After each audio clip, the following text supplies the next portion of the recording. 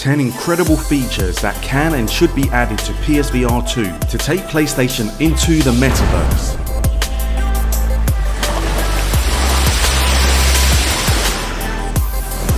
Sony's push for innovation in gaming led to the release of the original PSVR. It has been a successful proof of concept that demonstrated the brilliant sense of presence you can only get in VR.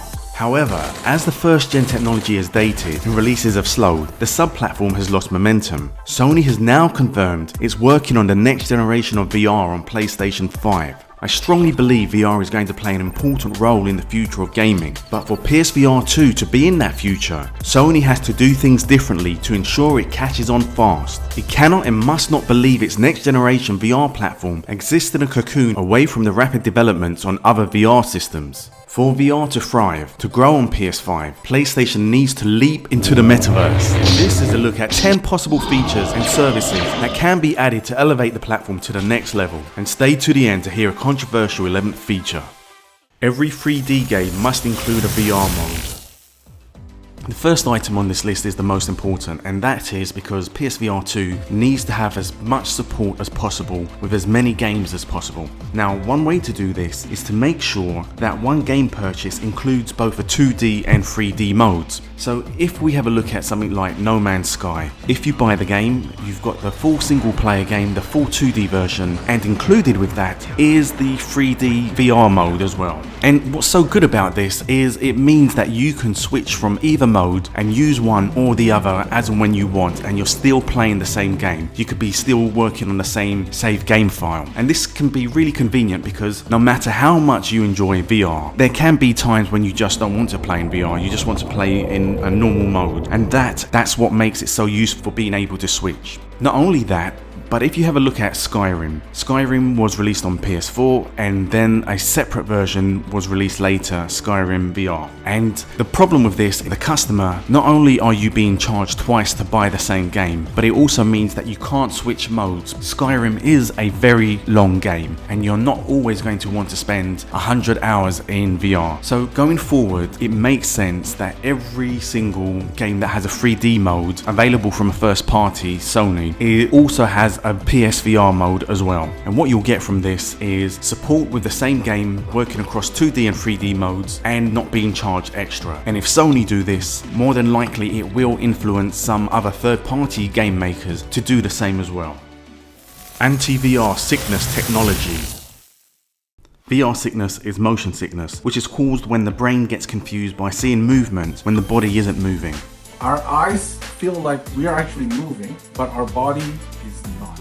And you can get this when you are sitting as a passenger in a car, and you can also get this when using VR. It seems to be affecting a lot more people than a regular games console game does. In part, this is because it's early technology. But to ensure as wide adoption as possible of VR, you have to make sure that the people who use it don't get sick playing it, because it's going to put them off for a very long time. I played a game called Riggs. It's a sort of sports mech game, and within 5 minutes of playing it, I had cold sweats, massive headache. I actually had to go and lie down, and I felt off for 2, 3, 4 hours.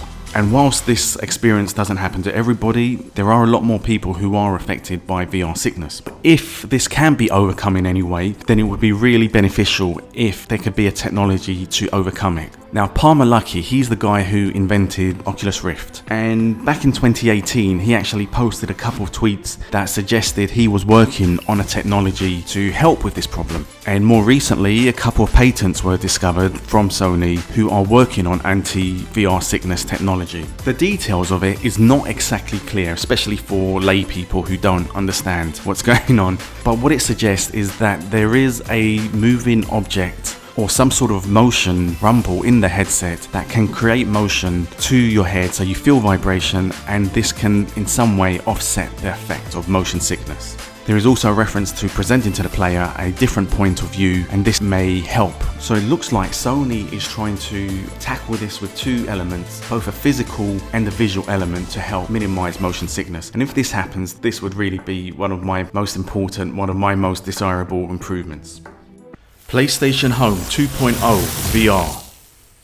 Now, VR by its nature is a solitary experience. You sit there, you put a headset on, and you immerse yourself in a world, not playing with other people. So one way to overcome this issue is to have a shared social space. Now, I don't know if you remember, but PlayStation Home was released on PlayStation 3, and it was a shared online world where you could interact with other people.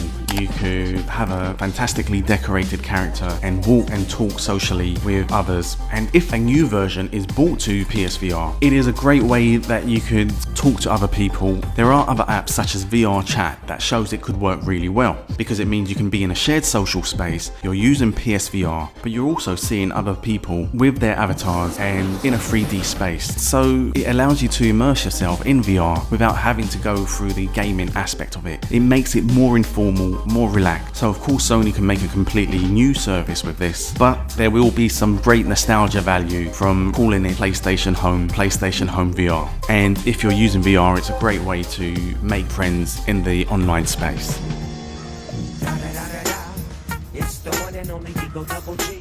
PSVR 2 Mixed Reality Gameplay Capture.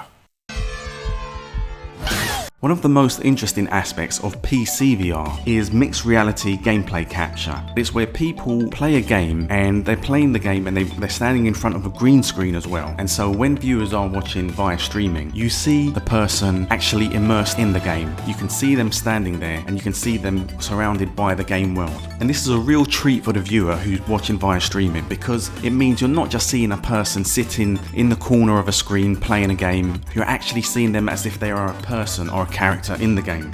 Now this is often seen with Beat Saber, a person holding their two controllers, but for the viewer you can see them holding two lightsabers and it looks great, it really does. Or here, look at this, Superheat. Now normally this is a standard 2D 3-dimensional game, but with mixed reality gameplay you can see them actually in the game. It looks amazing. And imagine something like this being used in Valve's Portal 2. So if VR grows and becomes more of a spectator sport, you could have the player standing in a costume, immersed in the world, and it could help with that immersion, that sense of immersion for the viewer, and it could be really good for RPGs. And if Sony is serious about making PSVR 2 a next-gen device, a truly next-gen device, it needs to have more than just a graphics boost. Mixed reality game streaming, showing a person in the game, not just playing the game, that will help sell it. It will help evangelize the platform. Apparently it is a bit tricky to set up, but if Sony can find a way to overcome this, to make it as easy to set up as possible, providing you've got a green screen, it would just sell itself really. Sony is looking to grow the esports market with its purchase of Evo. You can imagine that you could have a multiplayer sword fighting competition where people are playing against each other, they're dressed in costume, and for the viewers it just makes it more exciting, more immersive, and it can really take streaming to the next level. PSVR 2 wireless upgrade option. When Sony announced the next generation of PSVR, it revealed that it would use just a single cable, which is a lot less than the whole setup of the first generation PSVR. However, one cable is still, for many, one cable too much, especially if you look at something like the Oculus Quest, which is completely wireless. And this picture of Shuhei Yoshida, he has got an Oculus Quest 2, he's going to be familiar with what the wireless experience is like, and he was heavily involved with PSVR 1, so perhaps he's involved with PSVR 2. It hasn't actually been revealed yet by PlayStation, by Sony, but it will certainly have given him a taste for the cableless experience. In a previous industry talk, what Sony did say about the next generation of VR is that it could potentially have a wireless option as an upgrade, a paid optional upgrade. And why this would be a really good option is it means that everybody could have access to PSVR at the cheapest price. You buy it, it's got a single cable, it's a cheap price, and then if you pay extra for a wireless option, let me say a figure off the top of my head, $120, £120, and then you pay for that if you want it, then you've got that wireless option, that freedom, and yet everybody still has the same level of quality for the games. So the games aren't changed, there is no difference in levels for anybody, it's just you've got that wireless option if you can afford it. PlayStation Meet. Now, PlayStation Meet is my name for a professional PlayStation meeting software. And what the past year of the pandemic has shown us is that people do require a professional environment meeting space. This could be for work-related talks with your colleagues and your work friends. Now, yes, there is software available on PC, but it would be really good if you could have that from a console. Many children have consoles, many families have consoles. It would just make the next level of PSVR so much more important than just a gaming device, because you could sit in an office meeting using it, or you could sit in a classroom with your fellow students, and a teacher or an educator can be speaking to many people and put up assignments in the classroom, the virtual classroom, perhaps play videos, and so you're getting that same experience via VR. And yes, PS5 is a games console, is primarily an entertainment platform, but sometimes it's these additional features that can help elevate it to become a more integrated part of the home experience. Real face avatars. Now, moving on from PlayStation Home, which uses fantastical customizable avatars, when a person is participating in a VR meeting, the headset obviously obstructs your face from being seen by other people. So a way to overcome this is to use an avatar, but not a fantastical avatar, an avatar of your real face. A big thing lacking from VR meetings or virtual meetings is the human experience. So there needs to be a way to sort of replicate this as best as possible. So if you are using an avatar of your real face, then people get to see a close approximation of what you look like. Now, recently, a family tree website called MyHeritage has been using a technology called deep nostalgia. And what it does is you use a still picture, perhaps of a deceased relative, and then the technology it makes the image three-dimensional, and it makes it move, and the person's head can be looking around left and right. And there are some quite emotional videos on YouTube of people reacting to seeing the face of a long dead relative. Now, a similar technology could be used with your avatar, so that when you are physically talking via VR, then anybody who's looking at your avatar, they will see your face and they will see it moving, perhaps in sync to your words. And then this is a really fantastic way of improving that VR experience and making it seem a whole lot more human, a whole lot more real. PSVR 2 support for non-game apps. VR games are great, but what PC VR has shown is that VR technology can be used for so many more diverse activities. There are a variety of different apps. For example, Google Earth, which can allow you to literally visit almost every single corner of the Earth. You can zoom in, you can fly over, and it really gives a true sense of scale of what our planet is like. There are also other apps as well, apps that allow you access to museums in times where travel is limited, where there are lockdowns, where you don't have the finances to travel to museums in different countries. Museum apps are really wonderful in giving you that sense of the experience of being somewhere else, to appreciate a piece of art or history. Rather than seeing just a two-dimensional picture, you can see it at the scale it really is in relation to your body, so you can see it effectively in full size. So if there could be an easy way behind the scenes for Sony to allow developers to convert their PC VR apps to PSVR 2 apps, then that would really help in grow this ecosystem. OpenXR is an open standard for VR and AR development, and all the major VR companies, they are adopting it as the unifying standard for the future of this great platform. And it's too important for Sony to ignore. Now, Mark Cerny is the system architect of the PS4, and he was the person who decided that it should adopt the x86 standard because it would make it easy for developers to port their games, to be able to develop games quickly and easily for the PS4. And hopefully this sort of thinking will play a major part in deciding that Sony should also adopt OpenXR. PSVR 2 support for live events.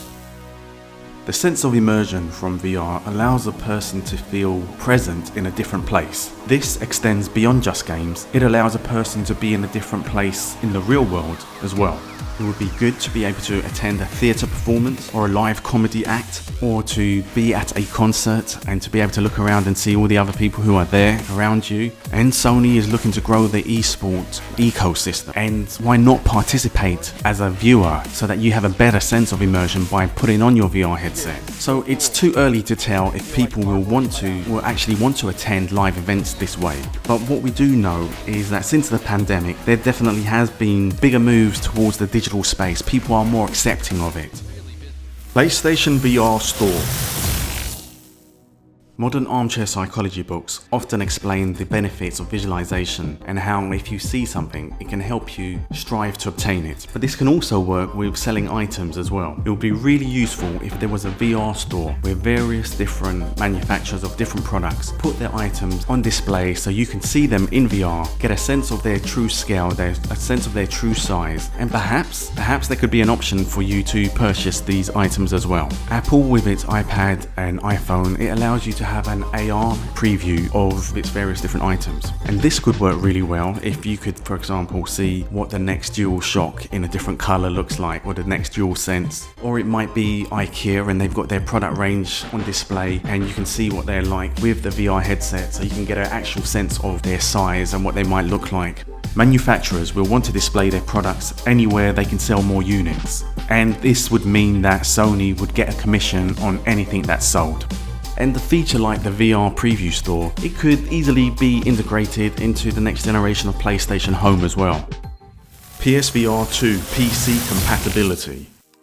Now, one more bonus feature that I said I'd talk about is PC compatibility. The option to be able to connect PSVR 2 to your PC computer or your Mac computer. Now, this would exclude PS5 games from working on it, of course, and PSVR 2 games from working. But this is more to do with all the non-gaming aspects, if there are any in the end. So, if there is a meeting app, you should be able to use this with the headset when connected to a PC, or also the apps as well. And this idea of connecting a PlayStation peripheral to a PC doesn't need to seem so alien now, because we now know that Sony is moving some of its games to the PC platform, and so it can make its peripheral, the PSVR 2, work on PC. There would be more people who'd be perhaps willing to purchase it, to give it a go, if they know that it could have an actual use with computers as well. So that's the list of features. Which do you think is the most important to help establish the next generation of PlayStation VR? Leave a like, subscribe, stay safe. Cheers.